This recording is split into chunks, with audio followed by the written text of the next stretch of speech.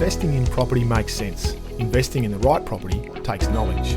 Welcome to the Rewarding Property Decisions podcast. I'm Jarrod McCabe, Director of Wakelin Property Advisory.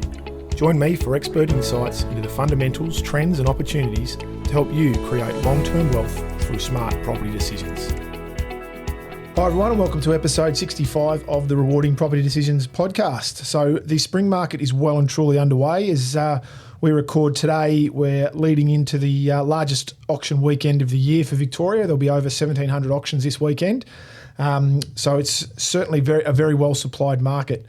We'll then head into the spring carnival period in early November, and there's typically a few interruptions to the supply level during that time. So many people start to ask at this time of the year, should I try and buy before Christmas or perhaps I should wait until the new year? So I thought today I would speak to the manager of our property team, Brenton Potter. Welcome, Brenton. Hi, Jarrod. Thanks for having me. So what we've noticed over probably this year is that the market probably started off a bit slowly. Would you agree with that in terms of supply numbers?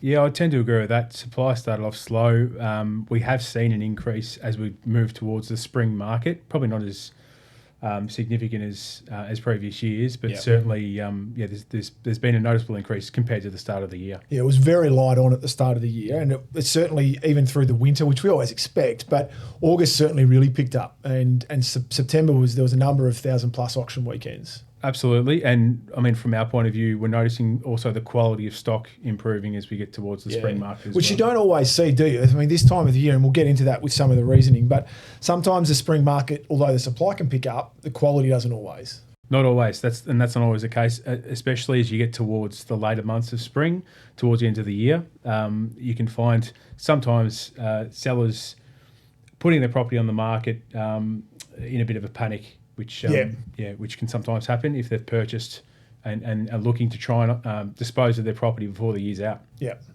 All right. So what we wanted to talk about today was whether or not buyers should be really trying to aim to buy before Christmas, or perhaps because there's always a consideration around whether or not they might be, well, let's just ice it for 2023 and start again in 24. So the merits of either approach, and then we'll give a bit of a summary at the end as to what we think is the best thing to do. So the positives for trying to buy this year. Now, that doesn't necessarily mean that you have to, but the positives for trying to buy this year, as we said before, the supply is pretty good at the moment, isn't it? And probably is likely to remain that way.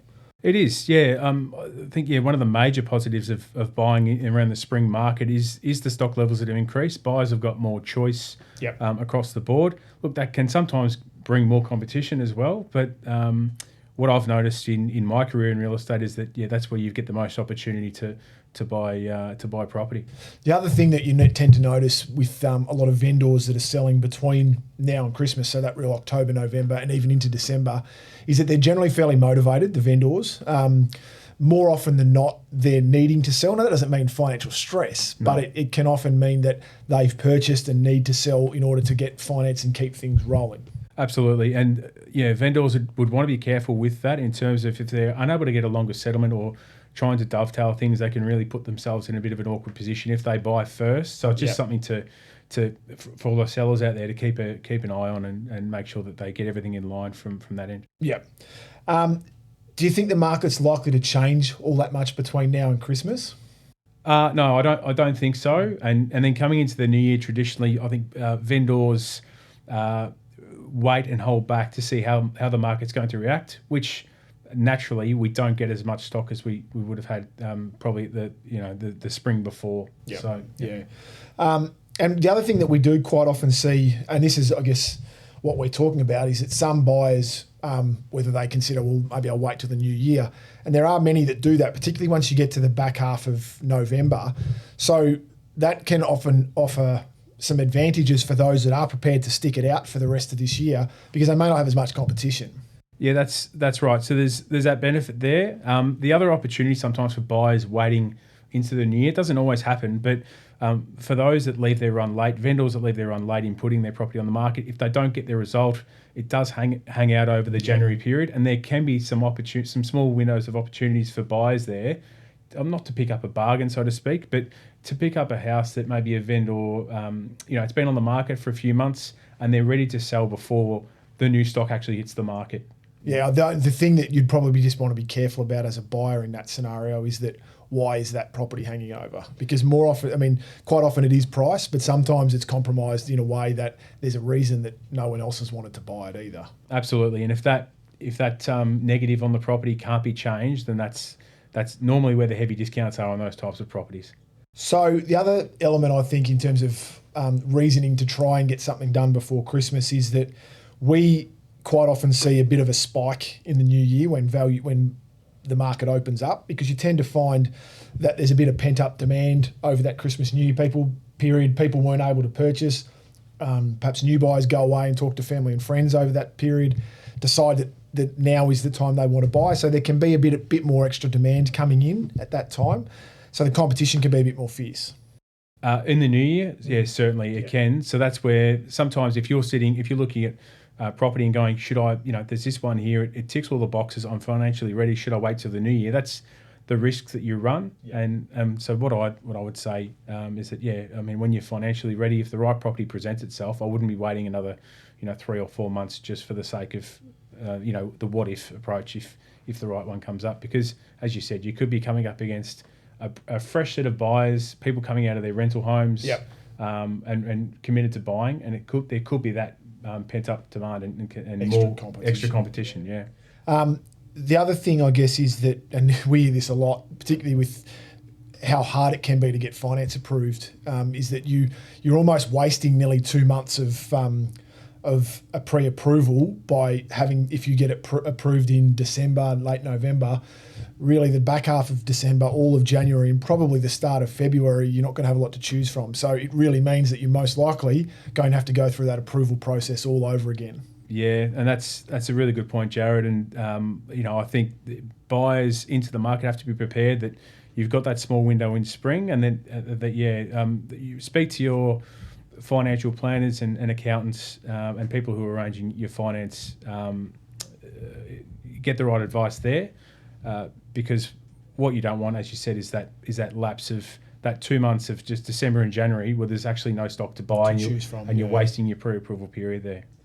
All right, so in terms of pros for holding off and looking at what's the benefit of perhaps not buying before Christmas and entering the new year, I was thinking the other day that the quality, and I guess this is what we've mentioned before, that the quality of stock in the back half of spring can quite often be a little bit modest and not necessarily overly good, whereas you tend to find that there are more vendors that have planned it out and are really wanting to sell and they're choosing to sell at that time of the year as opposed to being forced to sell this year. And so you do tend to find that the quality of stock is better in the new year. Yeah, I think vendors have had their time to go, we'll wait till next year, not the spring market. And they typically line up, if there's any kind of cosmetic works or trades, they've got that opportunity just before Christmas maybe to get quotes and then to start work as they come in as well. So there is more certainly of a strategic approach sometimes. Not saying that there's not always that case in spring, but certainly more of a strategic approach. And we do notice across the board over my years in real estate that you can find some quality property at the start of a real estate calendar year. Yeah. The other thing, I guess, is that you probably get a bit better feel in the new year as to what the market sentiment is doing. I've noticed over the years that the back half of November and into December, it's not necessarily the way the market moves, the sentiment around is not necessarily reflective of what's been happening and then what does happen in the new year. You tend to find that there's almost elements of desperation from both sides, buyers and vendors. Vendors who, I just have to sell, I just need to get this over and done with.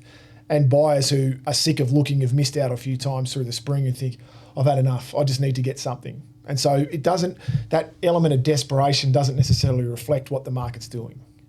No, I mean, that's right. You can get it from both ends. So early on, and there's some desperate sellers out there that will try and put their property on the market and get a sale. I mean, gone are the days, I think we used to not see stock come on board until probably the start of Feb. We're starting to see that coming earlier and earlier as well. Especially the apartment market in the new year. You do tend to find that people, because a lot of the buyers in that space are not influenced by school holidays, so they're out and about in mid-January and ready to go. Yeah, and I think that's been a shift over the last probably few years that I've noticed.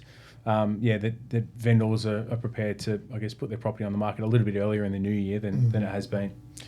And the final, point that I wanted to make was if you are going to, really want to do something before Christmas rather than waiting, there can be a tendency to, like we said, rush. And the worst thing you can do is buy for the sake of buying. And so some people think I've got to get this done before Christmas, end up choosing the wrong property, might feel as though they got it at a good price, but if it's the wrong property, it's the wrong property. It doesn't matter what price you get it at. Whereas in the new year, you can be a bit more clear thinking and again, have a bit more choice. That's right. There shouldn't be a rush into this process. So, if you're a buyer and there's a little bit of panic there, what I would recommend, as you mentioned, Jarrod, is just to hold out and wait. The right property will present itself. You don't want to rush in and buy a property for the sake of committing to anything.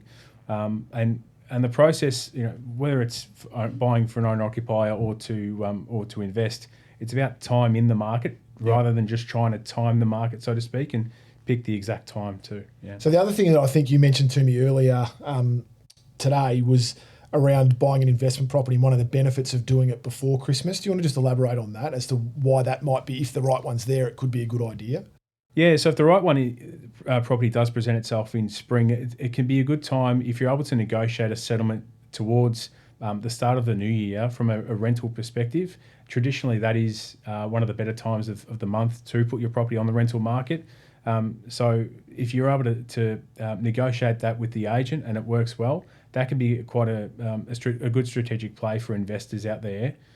In terms of potentially then if you were to maybe buy in the new year and then having that settlement period, it may not be in the peak rental market. Yeah, and you can quite often get premiums paid for your rental properties from a rental perspective at that time of the year. Yeah, look, the rental market's hot at the moment as it is, but certainly that January period we've seen over the years, we've seen it goes up a little bit. Yeah, cool. Yeah.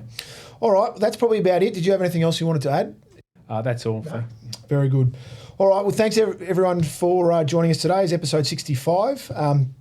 As always, please feel free to share the podcast far and wide with friends, family and colleagues. And if you would like further information on how to make rewarding property decisions, please visit our website, wakelin.com.au. And otherwise, we wish you all the best with your property decisions.